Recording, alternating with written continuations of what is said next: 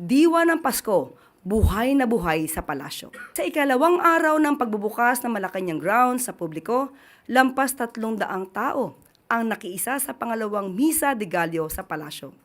Naging taimtim at makabuluhan ang pagsasama-sama ng mga dumalo bilang pasasalamat sa taong nagdaan. Patuloy na inaanyayahan ang publiko na makilahok sa Misa de Gallo tuwing alas 4 ng umaga na magtatapos naman sa December 24 o bisperas ng Pasko.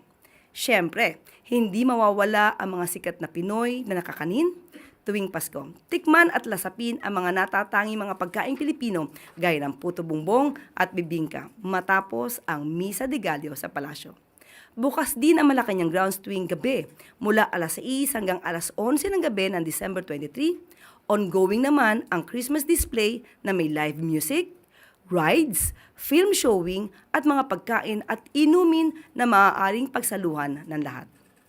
Silayan ang tunay na diwa ng Pasko sa ngiti ng mga batang malayang nakakapaglaro at nagsasaya kasama ang mga kaibigan at pamilya. Muli, damhin ang diwa ng Pasko. Tara na sa palasyo.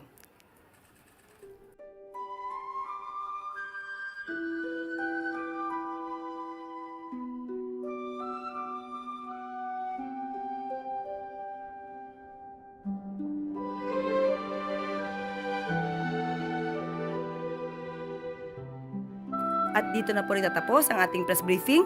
Magandang araw para sa bagong Pilipinas.